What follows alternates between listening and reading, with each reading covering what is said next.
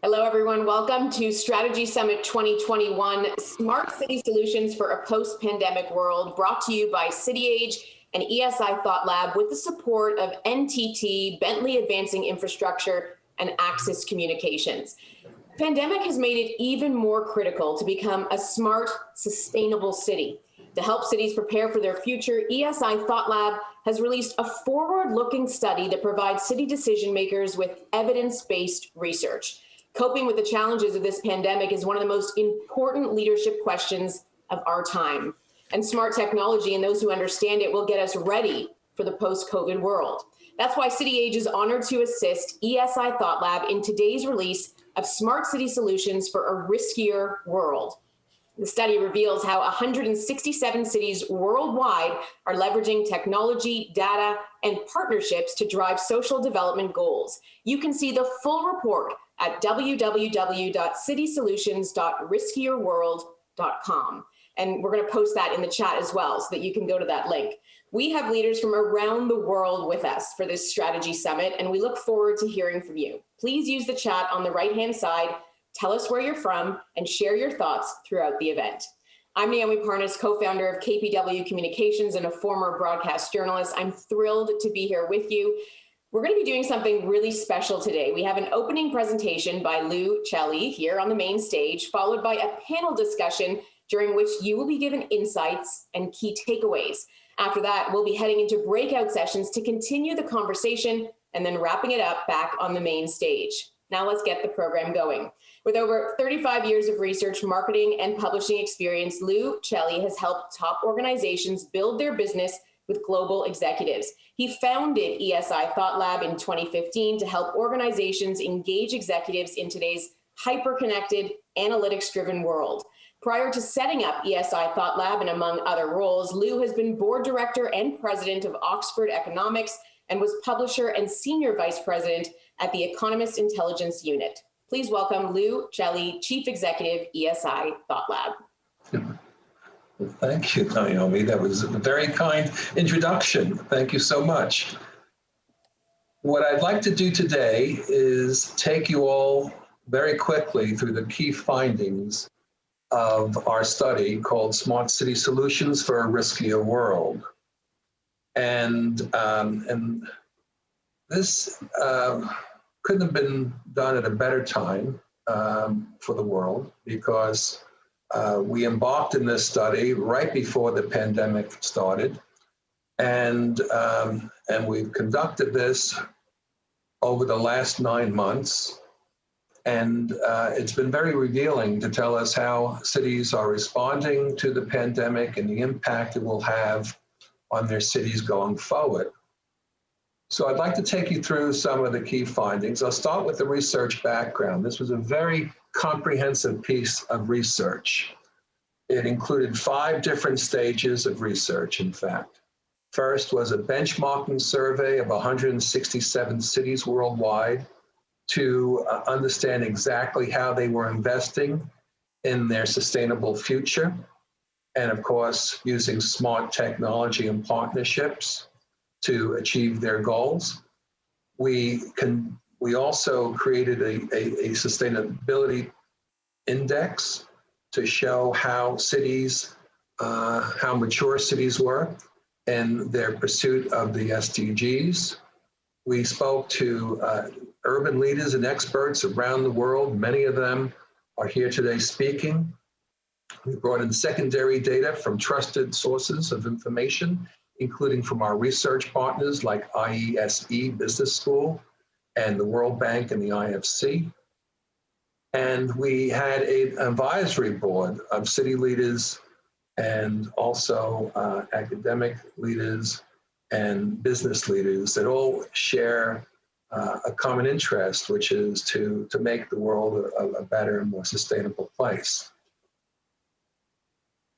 When we surveyed city leaders, we talked to those that were in charge of their smart sustainable programs. So that took us into the mayor's office and the deputy mayor's office and chief of staff and directors of smart city initiatives and and sustainability and the environment, so and CIOs. So all the people involved in smart, sustainable actions.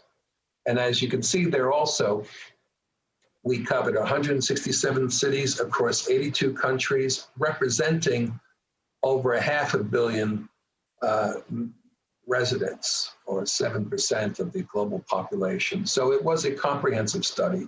Our economists analyzed the cities to see how advanced they were in SDG progress, and also how advanced they were in making smart city progress. And this was important because we were looking at the correlation between being smart and being sustainable. And so during our conversation today, we'll talk about the leaders and the sprinters. So I'd like to just take you very quickly through some of the changing goals and priorities as a result of the pandemic. So as we all know, the pandemic was a watershed event for cities. Obviously, it was a health crisis of horrible proportions, but it was also a defining moment for cities. And in fact, it was one of the most disruptive events that cities have faced in a very long time. And the city leaders that we spoke with talked about the lasting impacts that the pandemic would have on their urban centers. Now, 69% said it would cause them to reconsider urban planning and use of space. Space is changing its relevance in this next post-pandemic world. The other, which is a very big statistic, over 50% said the pandemic is causing them to rethink mobility and transportation, and even to accelerate the shift to online healthcare.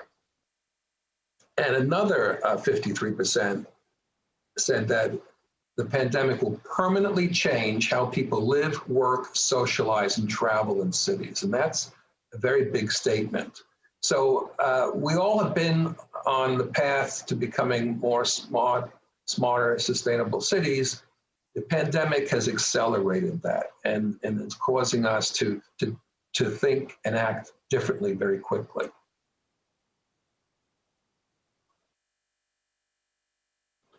So what were the lessons learned during the pandemic? Well, there were a few important lessons.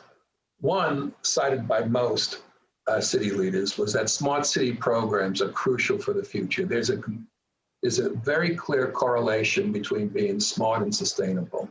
Smart solutions can leave less of a carbon footprint. Smart solutions can use technology to optimize resources and do all the things that you need to do to achieve the SDGs. The other very big lesson learned was to pay more attention to the health of citizens, something that won't be forgotten for a long time. But there were some other issues that came up. Operational continuity and agility, which suffered a bit during the pandemic. Some cities were more agile than others. People realize it's now very critical, and to make their cities much more resilient going forward. And data, access to data on a timely basis, very crucial. Cities were working in real time to deal with the health crisis, and they realized that they need to continue to track data on a real-time basis, that there are many benefits to doing that. So we're going to pick up on all of these themes later today and in the workshops. Of course, the pandemic heightened the SDG imperative. Over a third said it stimulated new thinking about our priorities. A lot of talk about building the social good. And in addition to that, it made the SDGs a higher priority for the cities. The SDGs were already a priority for cities, but the imperative was made even more pronounced because of the health crisis. And even some city leaders said the pandemic has led to environmental benefits, less congestion, for example, and less pollution. And they realize now they can achieve these results, and they want to maintain them. Now, the SDGs cover 17 different goals. And so we placed them into these 5 buckets, the 5 Ps, if you will: people, prosperity, planet, peace, and partnerships. And the ones that got the most attention during the pandemic were the ones on people, as you might expect: good health, but also no poverty, quality education. The whole social consciousness of people and cities and citizens have risen because of the pandemic. Prosperity also was a very big area because jobs were lost. And one of our panelists, for example, today, Miguel from Barcelona, said, you know, Barcelona was a city based on tourism and which suffered during the pandemic. So Barcelona is now thinking about ways to diversify its economy. And we heard those stories from lots of different city leaders: the importance of the economic impact and how they need to do more to reduce inequality and to improve jobs and economic conditions. Planet took a little bit of a backseat only because it wasn't as immediate of an issue as health was. But as you can see, a lot of progress is made there, and there's going to be increased focus going forward. So we just want to point out 5 steps to being successful at the SDGs. And we looked at the SDG sprinters, those cities that were most ahead in making progress. What do they do differently?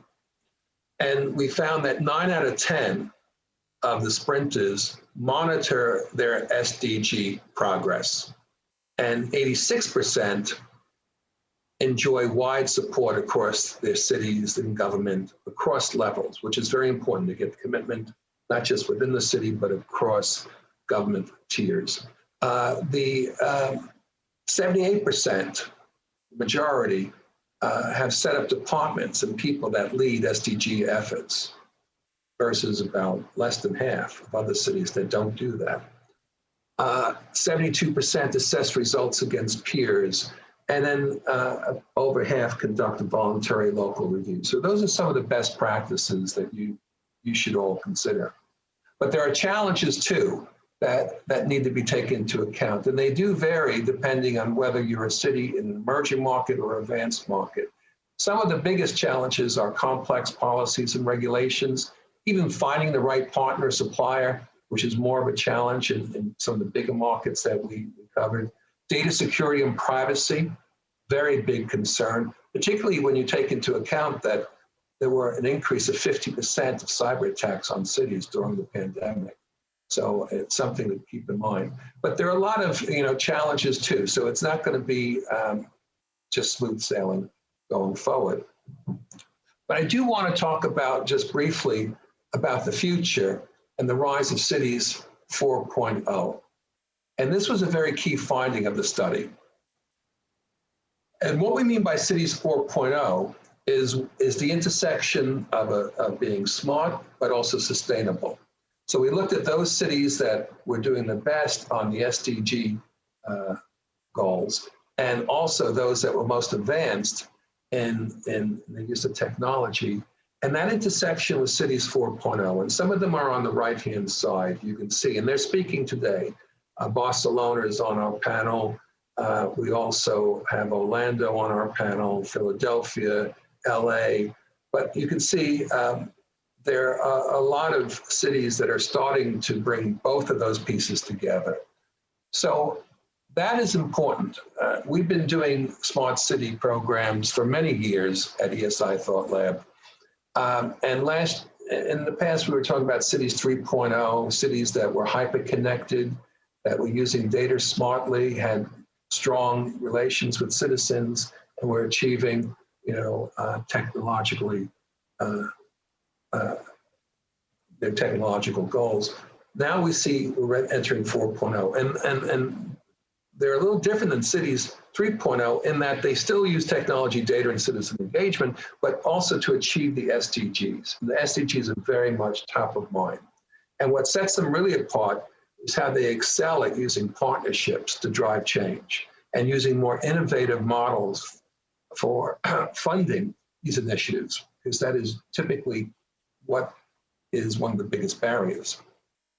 So to become a city 4.0, which we think is the next big thing for cities, you have to, first of all, leverage the latest technology, and that can be IoT and AI, and we're going to talk about all those issues today. It also is about using data as a strategic asset, drawing on richer sets of data, doing more with it. As I mentioned, taking advantage of this ecosystem is another critical step. Working not just with traditional partners and not just with even private partners, but universities, communities, industry associations. The cities that are most advanced are the ones that are really leveraging the ecosystem. And of course, you have to engage the citizens. There's still concerns about the digital divide, still a little bit of techlash out there. So you have to bring the citizens on board, and 4.0 cities do that extremely well.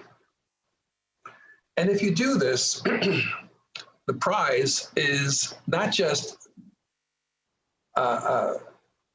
social value for all your citizens, not just a better environment, but your ROI actually goes up. And you can see this across the urban domain. So, you know, mobility, the ROI on using technology to achieve the SDGs shows a return of 5%, and for cities 4.0, it's even higher.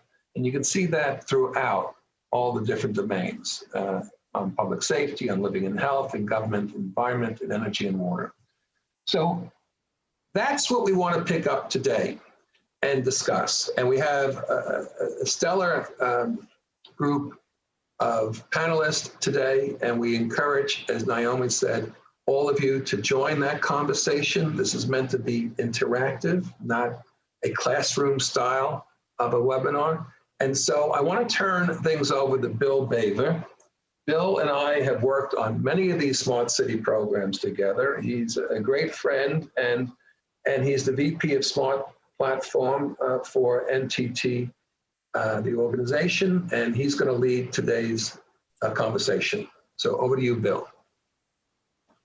Thanks, Lou. Appreciate it, and welcome everybody for joining today. As Lou said, we have a panel set up here. So for the panel joining us will be Chris from Orlando, Kelvin representing Singapore, although I understand he's in the Bay Area right now, Jeannie from Los Angeles, and Miguel from Barcelona. And hitting on the things that Lou said, I think it's real important for us to kind of get a sense of some of the takeaways that the pandemic raised the priorities around social good and 1/3 of the cities around the globe. That 65% of the leaders said smart solutions and smart city programs were crucial for COVID-19 response.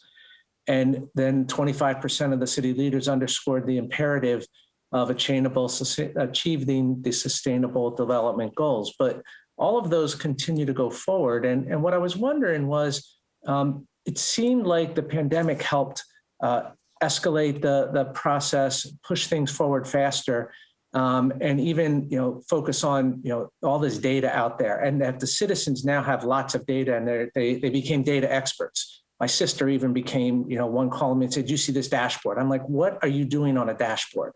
So I didn't even know you knew the word dashboard. So as it goes there, I really was wondering, how this helped push things forward for you all, and maybe Chris, starting with you, how did that impact it? And you all were on the list of the 4.0, Cities 4.0 group. So, we look to you as the leaders and hearing what you've done, but we'll go around the horn. Maybe Chris, start with you to give some insights on that side. Certainly. Thank you, Bill and Lou and the whole team here. Orlando, like every city, has been affected by COVID and still continues to be. But, a couple of things that came out of this report that I think are important. One is that this pandemic really spotlighted the importance around resilience planning now being kind of a core part of a city's job is to think about how we can ensure long-term prosperity in times of shocks or stressors.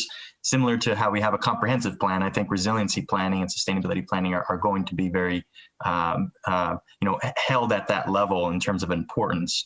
The other thing it spotlighted was a lot of the inequities that we knew about but didn't realize at what extent. And we're talking about the digital divide as a challenge here. We're talking about food insecurity and energy burdens and transportation burdens. And I think all of these were just further exacerbated during COVID. But it did also spotlight the importance of doubling down on the work that sustainability officers like myself are doing every day. And that is, how do we transition away from the energy sources that built our world to the energy sources that are going to shape our future? And at the end of the day, this is a respiratory disease. And the data shows that those that have been most impacted by this are correlated with those that have been subject to poor air quality for a long time, or they're in environmental justice zones, or they have ongoing respiratory illnesses. And this pandemic has really spotlighted how health is so interconnected with everything that we're doing. The health of the environment, the health of our community is directly correlated with the health of our economy. And those about the triple bottom line that we often talk about are inextricably linked. And I think this pandemic has certainly shown that. Thanks, Chris. I think that's really important. That resiliency, we've heard a lot of, at least from our side, that was a big response initially. And then even, the pandemic started things, but what are people doing now? Because, this is a way we're going to look at things. Maybe Kelvin, given the perspective of, I know you're representing Singapore in the perspective of what they're doing and how they were looking and reacting to things around all this extra data and how they're doing it, and how they're using it to the betterment of their city operations as well as the citizens themselves. Could you share what Singapore is doing? Yeah, sure. It's great to be here today. Just hearing about everyone, how they're dealing with the COVID. It gives us encouragement and also give us inspiration, to do more. And I agree with a lot of things, and data that you mentioned, it's one of the big critical component, and it will be, and it was, and it will as we go forward. If anything that COVID has pointed out is that science and data leads to sound policies. And we make a judgment, evidence-based policies, and we got to show from that. But what it also exposes that we are far from ideal state, and the problem is basically twofold. We are unable to collect good data, and we have been struggling quite a bit. I mean, that goes for everyone. And another aspect is that misinformation spread faster than the real info as well. And so those are the two aspects that I just thought, we will highlight regarding data, right? And so there's a lot of work cut out for us. So for Singapore, we launched, Singapore is one of the few cities that you mentioned there that is also a country. So we actually launched our Smart City initiative in about 2014. And since then, we've been investing in the digital infrastructure, right? And one thing I was proud of is the creation of this government technology agency. And what I want to point out is it's not exactly equivalent thinking about it is it's not an IT department of government, but it is about a startup. And what it means is that we've been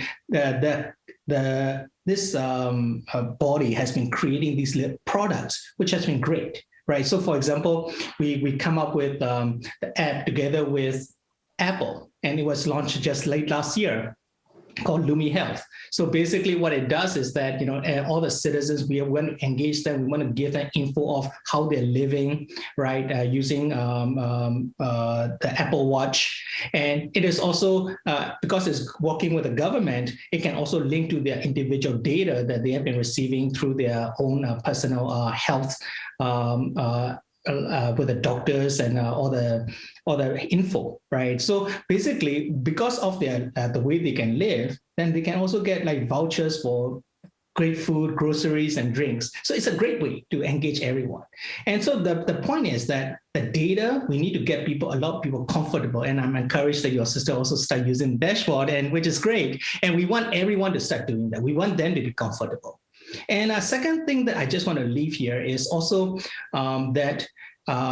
but everyone is still skeptical about data, and we need to have that flow of data a lot more across cities as well. And so, we have been working on this digital economy agreements across countries, and this is about partnership, because how we arrange data, the data architecture, standardization, which will then lead to more faster proliferation of such products or such solutions. So I think it is great that we can work together across the cities as well. Excellent. So what I'll do is, I think we should talk a little bit about the SDGs themselves, because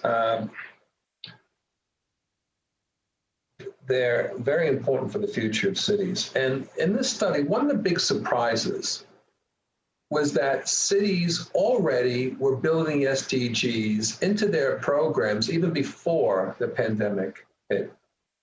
And I remember, Mikkel, talking to you about this, that you already had a sustainable agenda. It's just that the pandemic made it even more urgent for you to pursue it going forward, that it just made it even a clear priority for everyone in Barcelona. Can you just talk, maybe yourself and Jean, about your SDG program, how the pandemic affected your thinking, and what you will do differently regarding the SDGs going forward? And I know you have a plan to achieve your sustainable goals by 2030, so it'd be great to start with your views. Thank you, Lou. Thank you. It's a pleasure being here. So in Barcelona, one year ago, a little bit more than 1 year ago, we started to do our localization of the agenda, right? To adapt the 2030 agenda, the SDGs, to our reality, and we tried to make something kind of bold, because what we did is we tried to adapt not only the 17 goals, but the 169 targets that are behind the goals. So we discovered, or we found that Barcelona was able to do something on the 82% of these targets, on 139 of the targets. The ones that we skipped, it was basically because we already achieved it, or it was something that it was above our capacity as a local authority. So we've been designing this strategy, adapting all the sustainable development goals to our reality. But in the middle of the process, the pandemic hit us. So the first thing was, okay, the first priority was saving lives. So the SDGs just was banned from the day-to-day agenda. But then we realized that the challenges that have raised during the pandemic, the need of a better health system for all, a better education for all, a more diversified economy, and you were saying about our reality in Barcelona, a need to have an economy that it's more diversified, not only based in tourism, but based in other issues, and maybe later I can explain a little bit more about what we're thinking about. A need of reducing the social inequality, and Chris was saying about this digital inequality, right? This social inequality has moved also into the digital dimension. All these challenges were already in the 2030 agenda. So we realized that the only thing what happened was that priorities changed, but we need to reach this agenda. And in that sense, another thing that we realized that we need to reach it as soon as possible. So when you want to reach as soon as possible something like this kind of agenda, you need partnerships. You need partnerships between the public sector and the private sector. Why? Because from the private sector, there's a financial capacity that sometimes we don't have from the public sector. And there's another very important thing. There's an innovation capacity.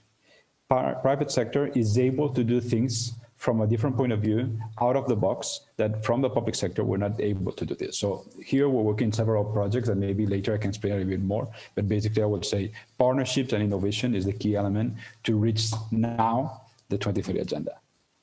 Excellent. And Jean, how does that sound to you? I know LA, you've been in the center of the storm, just like my hometown, New York. I'm in Key West, avoiding all the problems right now. But can you tell us more about LA and how the pandemic affected your thinking about the SDGs going forward? Sure. Well, we were one of the first cities to adopt the SDGs. So back in 2016, we actually started those discussions about how the Sustainable Development Goals could be a framework for how we looked around the city, both from an equity perspective, but also just sort of a transformative perspective, really looking at, for us, it coincides, 2030 coincides with the 2028 Olympics. We'll be hosting the Olympics for the third time. And it seemed like it was going to be an interesting coincidence of this a sort of aspirational hope for the future, the ability to kind of build a whole youth core and sports core, bring equity into recreation facilities and green spaces. And so we've been actually have adopted and done our voluntary local review of the SDGs since 2017 annually. So we've been pretty active in the sustainable development world. And I just dropped the link in the hop-in chat to our website, which looks at all 169 indicators. About 11 of those don't quite map to the city, but the rest of them do. And so we show the data sources and our progress against each of the 17 goals and all of the underlying indicators as well. The pandemic, of course, as everybody said, has really exacerbated and highlighted some of the inequalities. Much of those we've been working already on, issues around police reform. We were the first city to adopt 8 Can't Wait around making sure that we have transparency around the use of force and the data around that. And then also the ability to be able to kind of think about the digital transformation of government.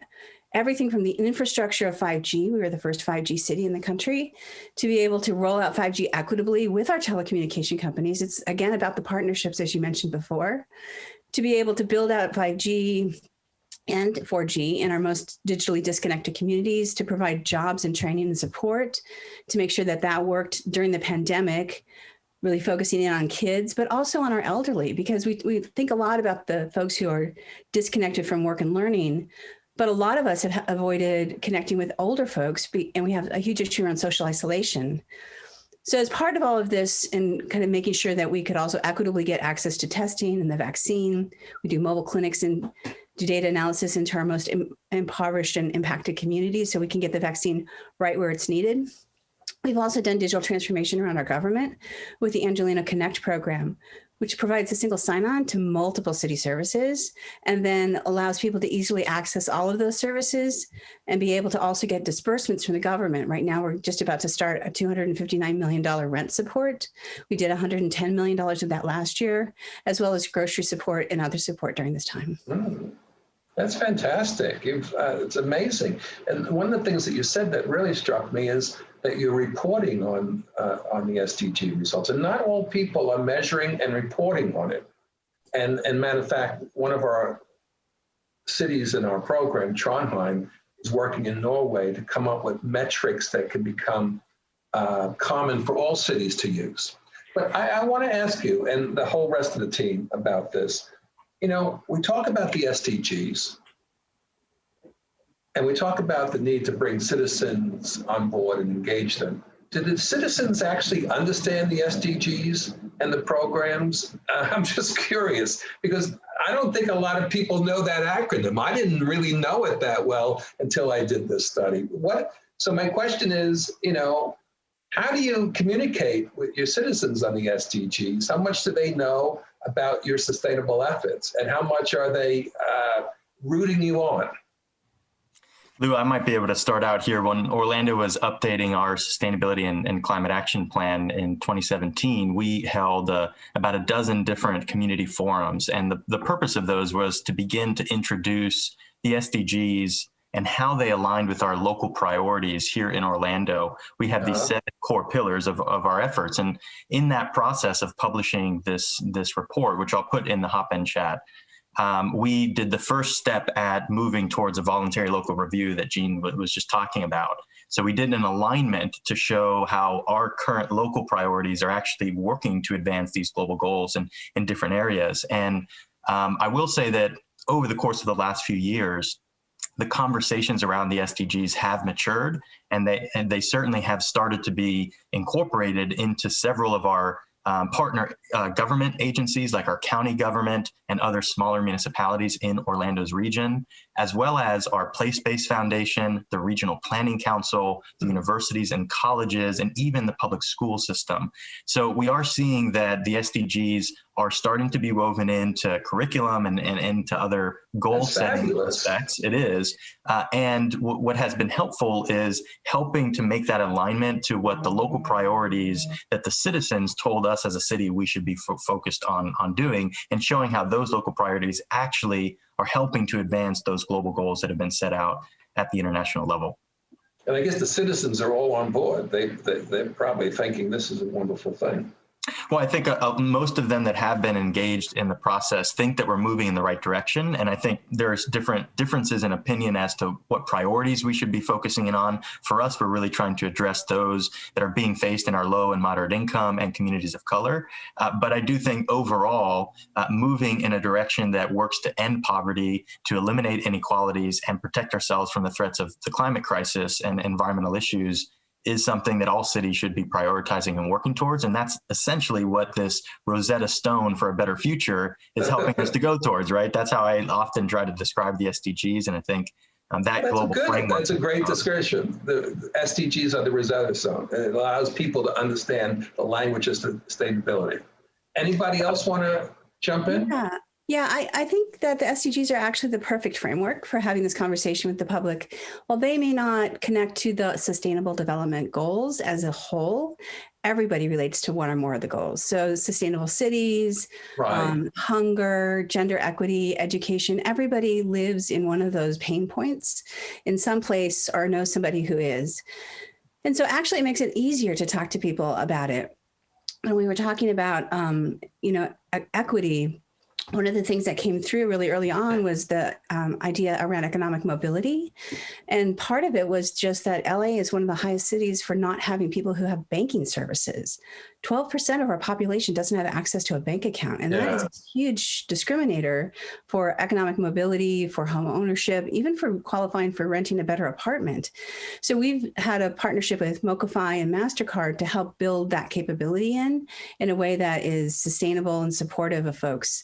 So we do a lot of this work through our community-based organizations. We do it directly with residents, but we also do it through our community-based organizations, faith-based organizations who are trusted in the communities and can really speak to kind of both the challenges that individuals are having, but also be able to kind of help keep us trued up to the best way to provide services.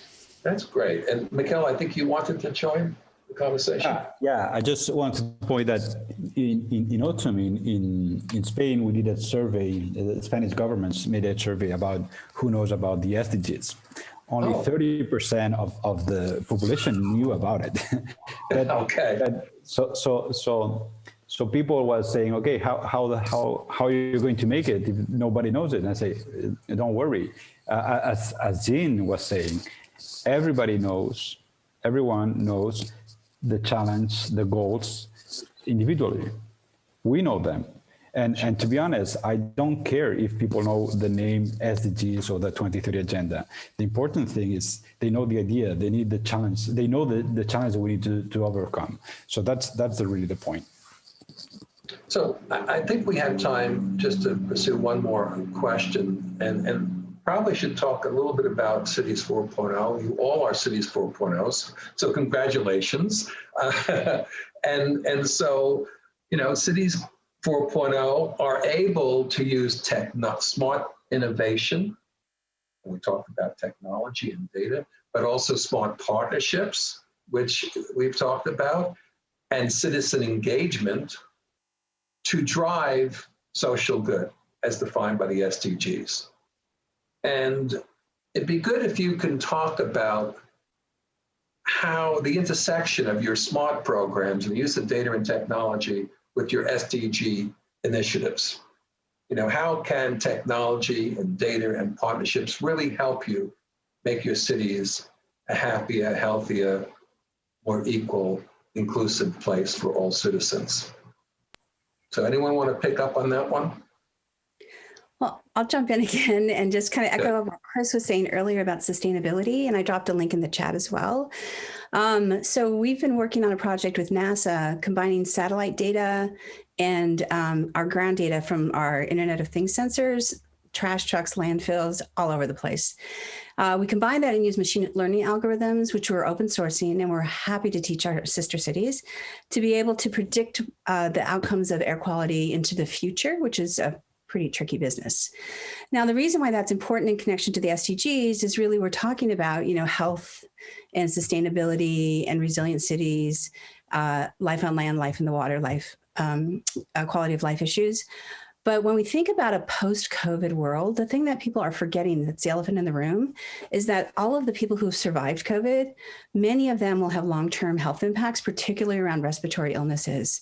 So air quality is going to be and climate change is going to be even more important in the future in ways that are really hard to unravel right now because we're so focused on the pandemic itself. And so, I think that the idea of having the SDGs and the data and the technology kind of all playing together lets us do things we could never have imagined before. And I would again, we're going to be holding workshops in May for global cities throughout the world. And we'd love to have your city be one of our partners with NASA in helping to be able to do this. Perfect. Okay. So look, I think what we want to do now is bring Bob on screen. Bob's been listening, taking notes. All your thoughts have been marinated on his brain, marinating. And so we want him to come in and just talk to us about what he sees as the key takeaways from today's discussion and the issues that he thinks are going to be calls of action for all of us. And I'll also bring in Bill to bring in some of his thoughts as well. Yeah, well, thank you, Lou. Really a pleasure to be here and listen in and try to capture all of the great insights from our panelists today. It was hard to keep up. There's so much going on there, and it's not surprising from the sprinters and leaders in this area.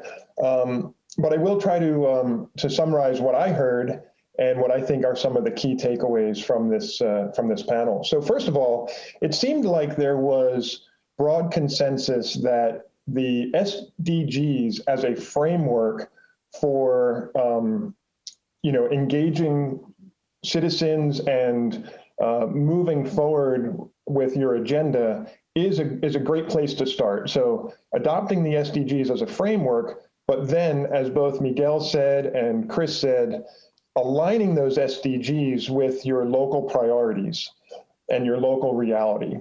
So it's a great framework, but you really do need to then take that global framework and bring it down to what applies to you in your city and what's important to your citizens. And citizen engagement and involvement in the process came up throughout the whole conversation as being something that's of critical importance.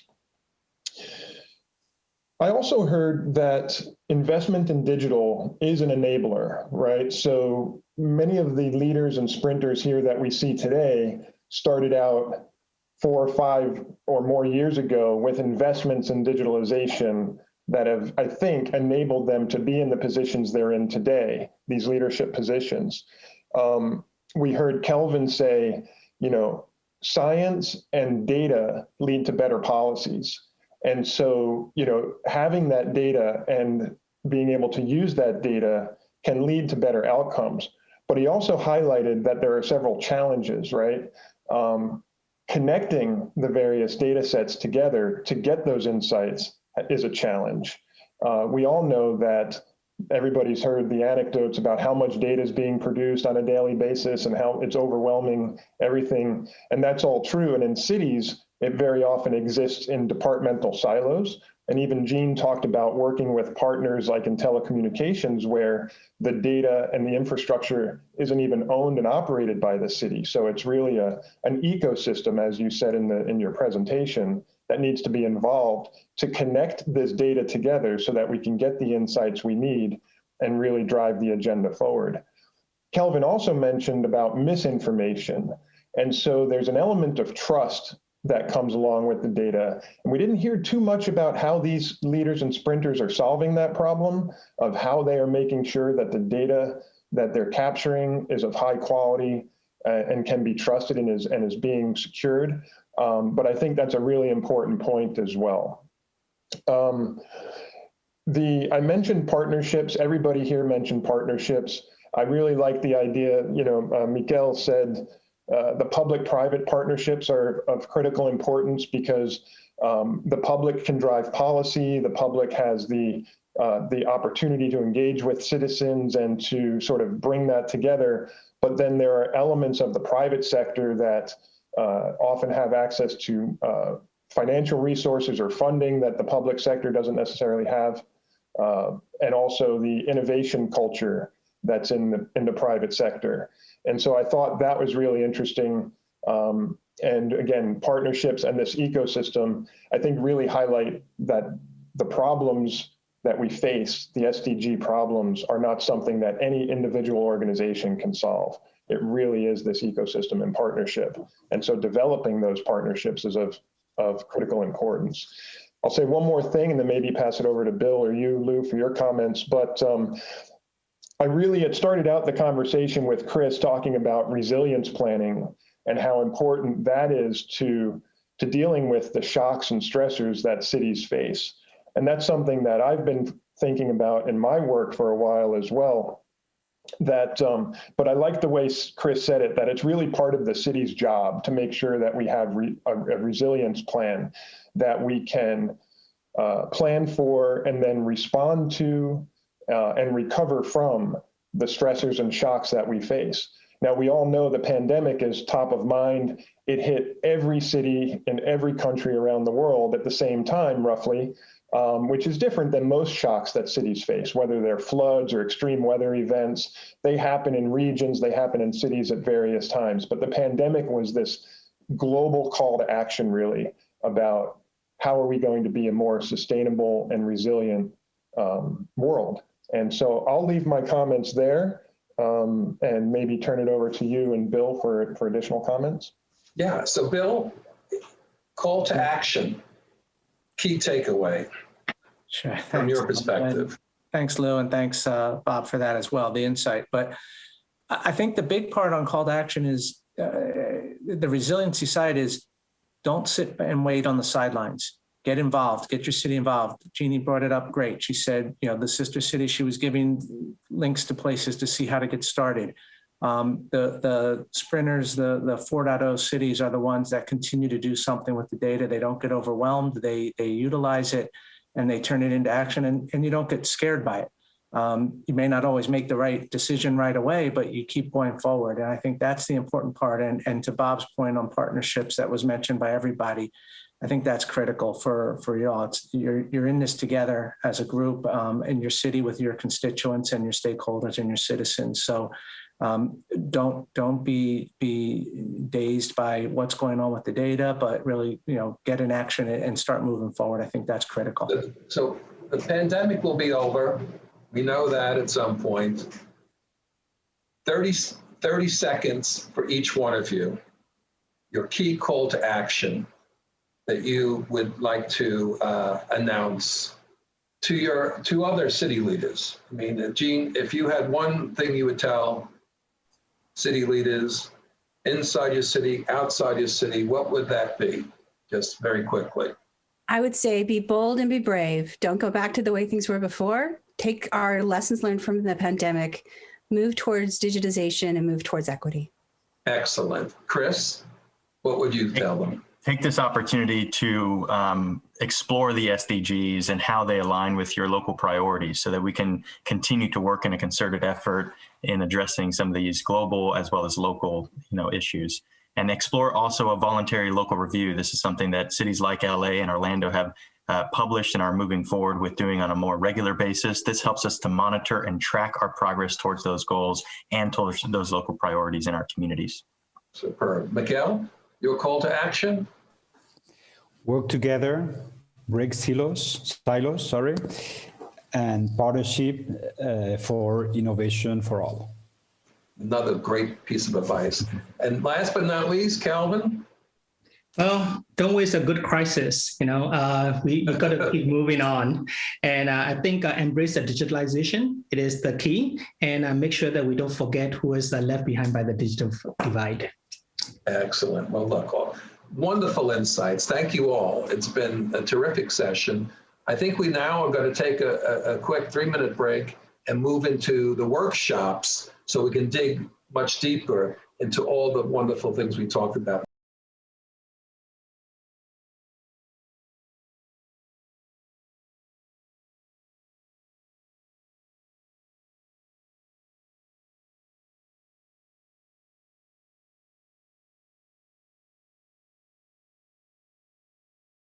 Welcome back, everyone. I hope you enjoyed your breakout sessions. I'm hearing from everyone involved that they were really, really great and a lot of great things discussed. So I'm really glad to hear that. I'd now like to hand the microphone back over to Lou Celli for our post-session discussion as well. Well, thank you so much and welcome back, everyone. So we have 10 minutes left. We're going to hear now from all the discussion leaders about the key takeaways from their workshops. Unfortunately, we couldn't be in more than one place at one time, but we have our discussion leaders here that are going to tell us what they talked about, the key takeaways. And I'm going to start first with Kevin Taylor, who's from Access Communications. He was heading the session on the future of distance, rethinking mobility and infrastructure in a post-pandemic world. Kevin, what was the key takeaway from your discussion? Yeah, I would say our key takeaway and what everything kept coming back to in terms of our discussion was data. And I'll steal a quote from our city use case discussion leader, Grace Quintana from the city of Bogota, that it's essential to select data relevant to tackle mobility challenges. And we heard that from everything in discussions from light rail transit to bus rapid transit to vehicular roadway traffic to micromobility. Relevant data is a crucial component in order to deliver these services and do proper planning within cities as we emerge from the pandemic. Perfect. And that ties into session 2 that Bennett led, which was on making data a strategic asset and not a liability. So Bennett? Yeah, thanks, Lou. By the way, you were very helpful in that session as well. So chime in if I forget anything. But we talked around about data and the importance of data, which is a very, very big part of what we're doing today, and just having so many devices and so many connected things, right? And one of the takeaways was that cities, and really kind of forced by recent, situation with the pandemic, have been forced to really share data across different departments and different silos in partnership. And that's to be able to have that visibility across the different boundaries, both internally to the city, but also across the different counties and the different boundaries that exist because, of course, the pandemic doesn't have physical boundaries. And so that was one of the key takeaways. I would say there's also a feeling that resourcing, specifically in the data analysis and data science areas, is something that is in demand and scarce supply. So seeing a lot of cities and one of the sentiments was being able to have those folks that can do that type of analysis is really something that they're interested in. And finding it hard to find those folks today. And then I think one of the interesting things that we kind of touched on at the end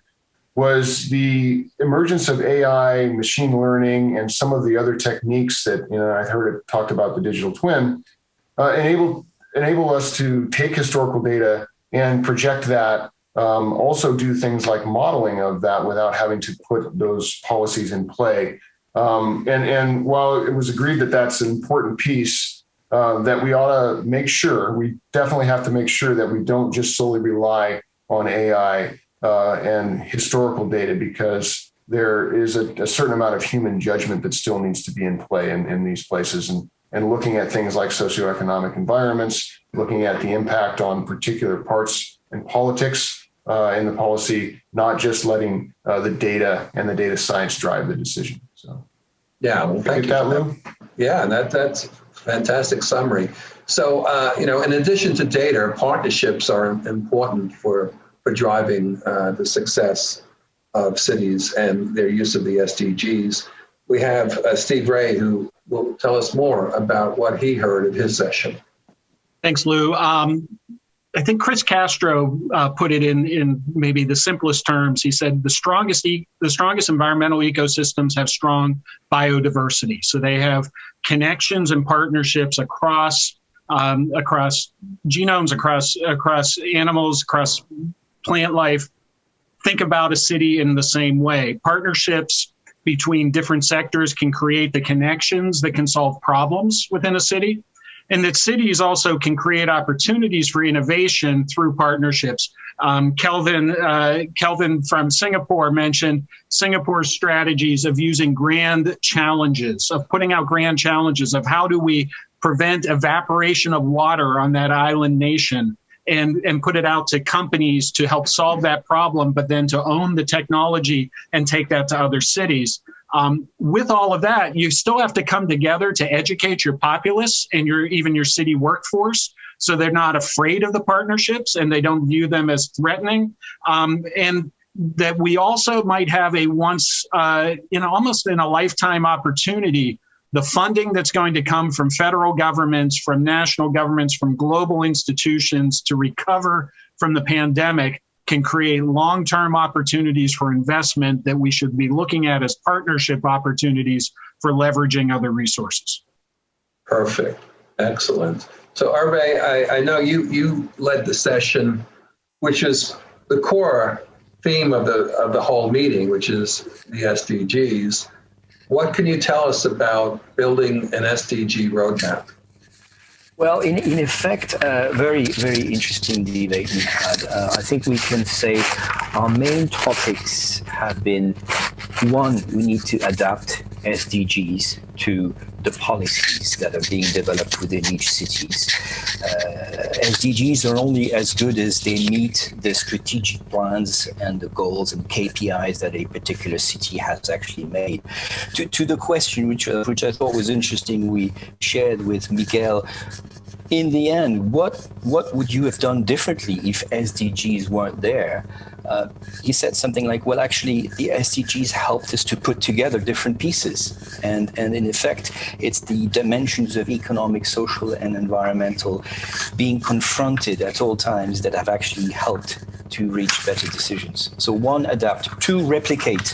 I think we were concerned with, it's nice to hear that Barcelona or LA have nice SDG frameworks, but how about mid-sized cities? And the answer there, of course, we don't have it, but what we heard is that there's probably a methodology that we can develop to make sure that an SDG approach is being developed. And that means making sure that three components work together. One, the city councils need to work on it. Two, citizen engagement need to happen in some shape or form. And three, nice to have some academics that can actually come in and help in the process. Third subject is watch for governance. I think it's all very nice to talk about sustainability department owning SDGs. It's important to know, sorry, I can't see myself anymore. I don't know if it's working, but we can still hear you. Okay, it's important to know what has been developed inside each cities in terms of the rapport, the avoidance of having silos play their bad part in making sure that sustainability is taken into account, and having a framework certainly does help in that respect. The last point is going forward. We were asking ourselves, well, how can SDGs really be transformational? Are they transformational? And I think we came to the conclusion that it's nice to have a framework. it's probably the next step for many cities to actually have a model where you actually establish correlation and causality between what might be criteria used and what actually happens on the ground. There's certainly correlation between criteria used in SDG frameworks, and that needs to be either measured or certainly pointed in some degree of detail. So a framework is nice, a model is better. Well, fantastic! Wow, that is amazing. What a productive team. And by the way, everything we're talking about is recorded, so we'll make that available to you all. So if you ever want to listen to it again, I want to just take the last session, Tone's session, which is a crucial one because it's really about planning ahead and how to use technology and digital twins to do so. Tone, what wisdom can you give us on this topic? Yeah, and I'll try to keep it brief, even though there was a lot discussed in the session. So the city is the interface, the infrastructure interface between us, the people who live there, and the planet. And for the planet, there needs to be a green transition as a, let's say, common conclusion from our panel. And a green transition, and now I'm going to quote Philippe, the Vice Mayor of Porto, a green transition is a digital transition. You cannot go green without going digital. Interesting. And in order to do that and to do it timely, we need to move faster. And the sprinter cities are doing that and showing results accordingly. Excellent. Well, I like that. It's a slogan we could all live with. I think so, yeah. City is a smart city. So, look, I think that's it. Bill, would you like to say any last words before we wrap up? Just want to thank you, Lou, and all of CityAge for helping get this organized. I think the event was very valuable for everybody here that was able to attend, and really appreciate that, and for all the leaders for sharing their insights, because I think, as I mentioned earlier, not just partnerships, but the community that you all are is what makes this successful. So the more you can learn from each other and go forward, that's great. So, and thank you, Lou, for your leadership here. Well, thank you so much. Now, look, just want to remind you, all of the results, the full study, the case studies, the regional scorecards, the key findings, all up on our website. Just go to riskierworld.com, and we will be putting up a recording of the plenary session, I think, Mark, up on that website as well. And I'm very impressed with what you all have been talking about. And I'm going to have our editors perhaps write it up into a conclusion paper so that we all have it, because I think it's a good compass for what we all need to be thinking about next. Naomi, anything from your side? Yeah, I'm just going to wrap it up there, Lou. Thank you so much, everyone, for joining us. Thank you to each of our panelists for such a fantastic conversation. We're so thrilled that everyone was able to be here today, and we're going to be announcing more CityAge events, so please stay tuned. We hope to see you with us again.